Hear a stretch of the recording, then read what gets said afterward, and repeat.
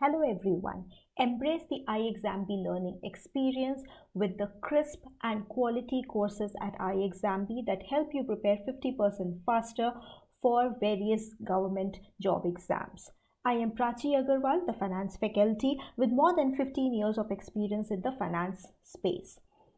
In this video, I will continue the discussion related to SEBI Grade A General stream preparation, and in this particular video, I am specifically going to talk about the paper 2 subject-wise distribution of questions and the importance of various subjects and topics in this paper. The weightage of numericals is also what I am going to discuss in this video. If you are unaware about the syllabus or the subjects that are being covered in paper 2, in general stream there are 6 subjects: Commerce and Accountancy, Management, Finance, Costing, Companies Act and Economics. For the detailed syllabus related to each of these 6 subjects, you can watch my video, understand the syllabus on SEBI Grade A if you have missed this.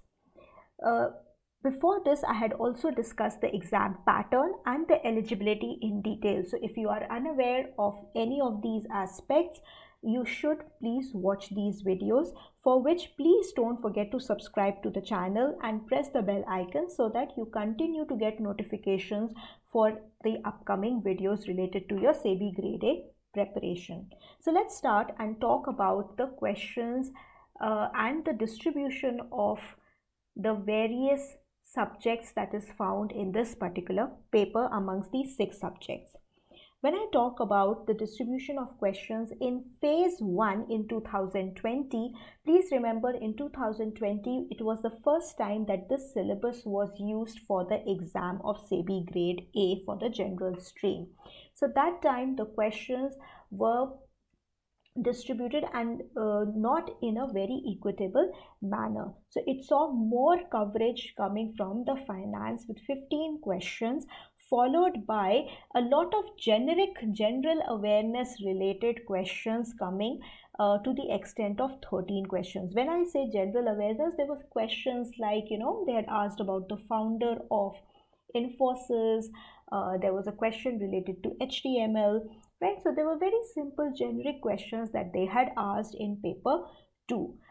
After that, there were questions related to Commerce and Accountancy, 7 questions each from Commerce and Accountancy and Economics, followed by 3 questions each from Management and Costing and 2 questions from Companies Act. However, the phase 2 saw a more focus on the syllabus and the subjects that were given for this paper. So in phase 2 of 2020, we saw a better distribution with 8 questions coming from Commerce and Accountancy and Costing each and Economics, while there were 10 questions from Management, 9 from Finance and 7 from Companies Act. So a better distribution and focus on the syllabus was found in phase 2 2020. This continued in the next cycle in 2022, where a very good distribution and justice being done to each of the subjects and the various topics that are given in the syllabus was seen both into phase 1 and phase 2 of 2022. Here, Finance had 10 questions, followed by Costing and Commerce and Accountancy having 9 questions each, followed by Management and Companies Act having 8 questions each, and Economics having 6 questions. Similar thing we found in 2022 phase 2, where Commerce and Accountancy had 11 questions, followed by 9 questions each in Economics and Companies Act, 8 questions in Management, 7 in Finance and 6 in Costing. If you look at the combination of 2 close subjects, for example, Commerce and Accountancy and Costing together, and Finance and Economics together, and Management and Companies Act together, these 3 combinations have contributed 1/3 of the questions both in phase 1 and phase 2. So when we look at these 3 combinations, each of them are contributing 1/3 and a very, very good justice being done to each of these subjects. What is this telling us and how is this important for your preparation? This what is telling you is, one, you can prepare some aspect of each of the subjects. Try not to leave any of the subjects. While in some you can cover the depth, on the other hand, in some you should focus on covering the breadth of the syllabus depending on your understanding, your background and your comfort with different subjects. This will help you to strategize, score well and maximize your learning as per your preparation. So this is very, very important thing that is you can see for various background students, whether you are commerce students or a non-commerce or a finance student. Why? Because if a finance subject of costing or commerce and accountancy is strong for a finance or a commerce student, they can help to maximize this 1/3 aspect. While the other hand, if a non-finance student is getting scared, one, you need not be scared, and second, even if that is so, you should strengthen the other 4 subjects in a very, very good manner and do a average to above average preparation for the other subjects. So this will help you strategize, plan and maximize your efforts for your preparation for paper 2. Now let's look at the subject-wise distribution in a nutshell. So if you see this over the past 4 exams that have happened for paper 2 in 2020 and 2022, on an average you can see 10 questions coming from accountancy, around 8 questions from management, around 9 to 10 questions from finance, costing having around 8 questions, Companies Act also has a good weightage of around 8 questions, economics around 7 to 8 questions are there. So as such, from each of the 6 subjects, you can say anywhere ranging from 6 to 10 questions from each of these subjects is covered. Now that you know that the distribution is more or less same with questions ranging from 6 to 10 questions in each of these subjects, now what is important is what you should study, because each of these 6 subjects has a decently vast syllabus that you have to look at. So some of the recurring topics that are asked over and over the years in different formats, and the ones you should not miss out is what I am stating here. So let's start with commerce and accountancy. In commerce and accountancy, it is very, very important to know the accounting principles, or what we call them the accounting concepts and conventions, right? These are very, very important. You should, if you are from the commerce background, you should not miss to revise them, and if you are not from the commerce background, this is where you should definitely start to get the comfort over the subject. Next is the accounting standards, where the two from the list of 5 accounting standards that have been given, you should not miss to cover inventory and PPE, which is covering your depreciation and fixed assets, right? PPE stands for plant, property and equipment. So these are the 2 most important. After that, from in the importance is also revenue, right? So these 3 you should definitely not miss. You have to do these. After that, rights and buyback is another area that you should be studying, and financial statements of course is the most important, both from the preparation point of view. You should know the schedule 3, what is the presentation, which item is shown and presented where. So you have to remember that very well, followed by the ratio analysis. Moving to the next subject, management. In management, the roles of a manager and the functions in management are something which is asked almost every year in some form or the other.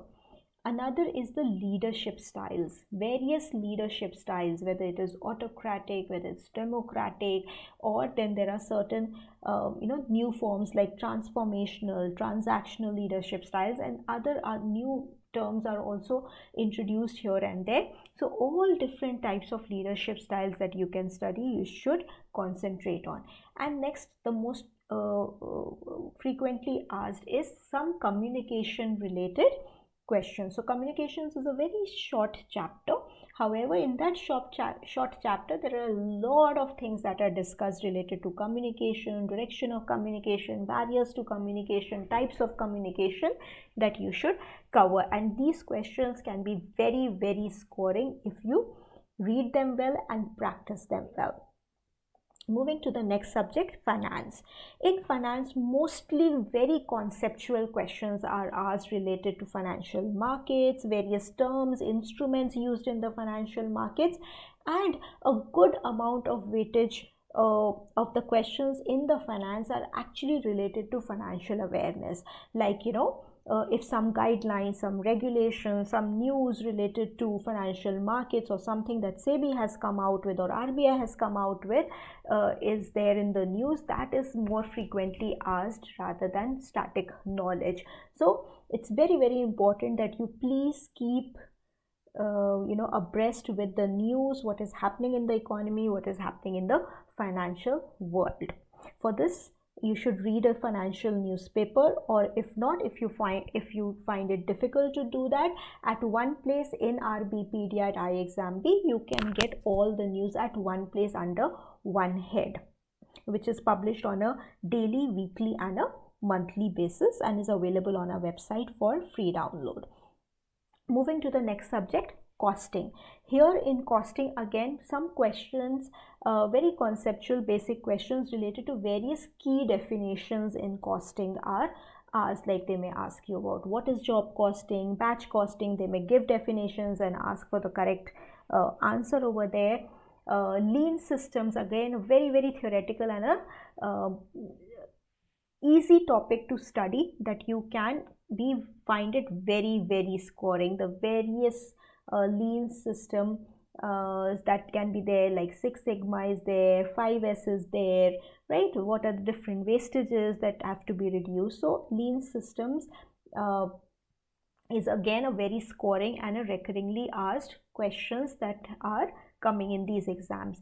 And then another very, very important from the numerical point of view also is marginal costing. Both the concept and the numericals related to marginal costing, break-even analysis, contribution is a very important topic. Moving to Companies Act, there are 7 chapters that are covered. Within these 7 chapters, 4 are very, very important. One is your prospectus, chapter 3, dividend, independent directors related rules, and audit and auditors related rules. So very, very important. These 4 segments you should not leave out at all. The other are also important. I'm not saying don't do them, but these are something which are very, very important, and the frequency of them being asked is high.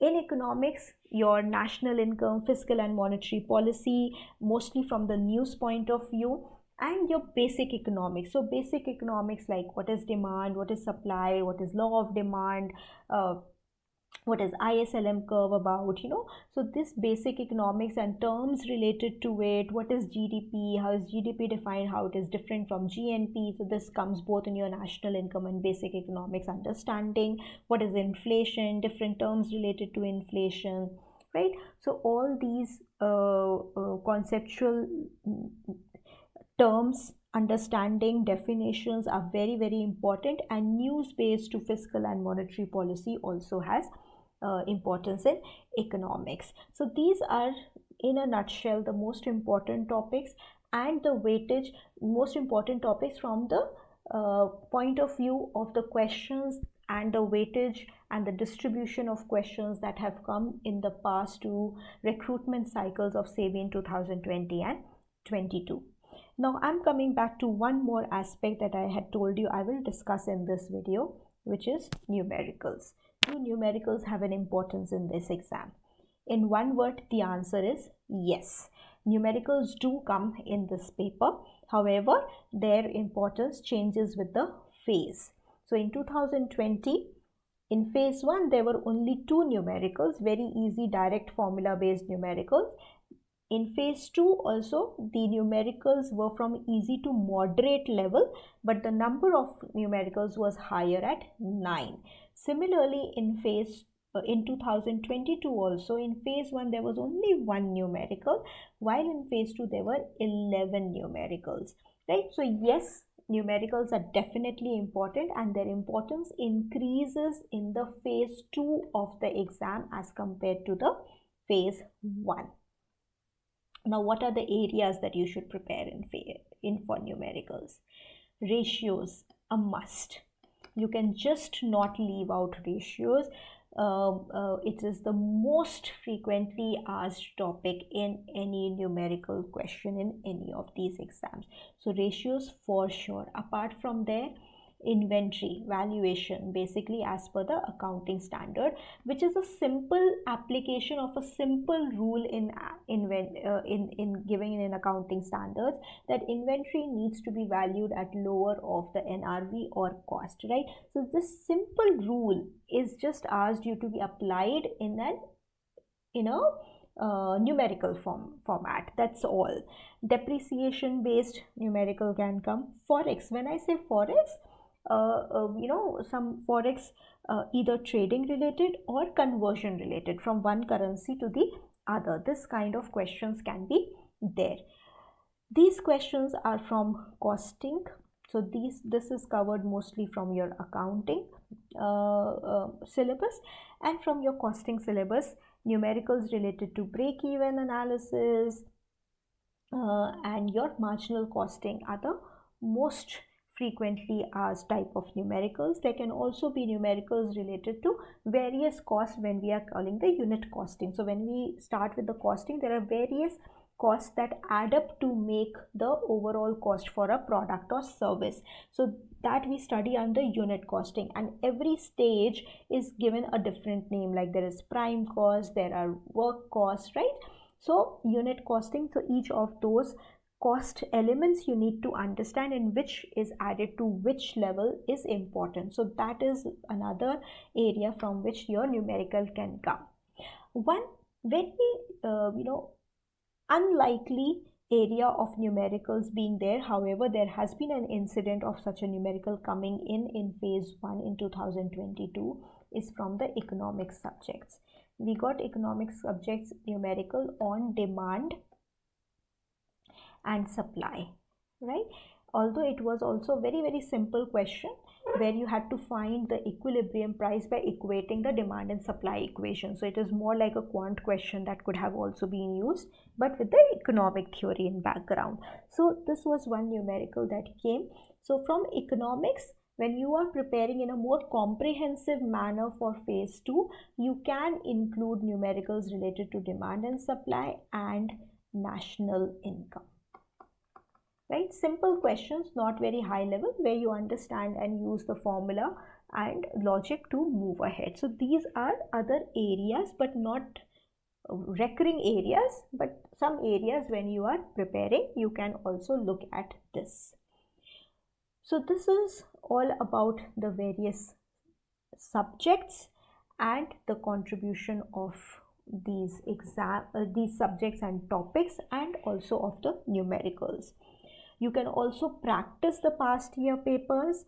They are available at iExamB website. You go under the previous year paper tab. There you can search for SEBI, and you will find questions both for phase 2 and for phase 1. So you will find it for 2020, for 2022, all the questions. So you can download the PDF, or you can also give it in a test format for practice. In addition to that, we are also running series of discussing the past year papers for each of the subjects separately, like for economics, Companies Act, management. We are also doing for finance, accounts and costing. So these videos are also being done to discuss all these questions. So in case you have not watched them, please, you can go ahead and watch them to understand the level of questions, the type of questions, and how to approach to solve such kind of questions. If you have still not subscribed to the channel, please do subscribe the channel so that you get the notifications related to all the videos that keep getting added related to the SEBI Grade A preparation or any other exam that you are following. So that's all from my side. Thank you. I hope this is helping you to strategize and give direction and impetus to your preparation for SEBI Grade A exam. Wishing you all the best. Prepare 50% faster with iExamB. For any other information, you can reach out to us at hello@iexamb.com or call us at 920-552-402.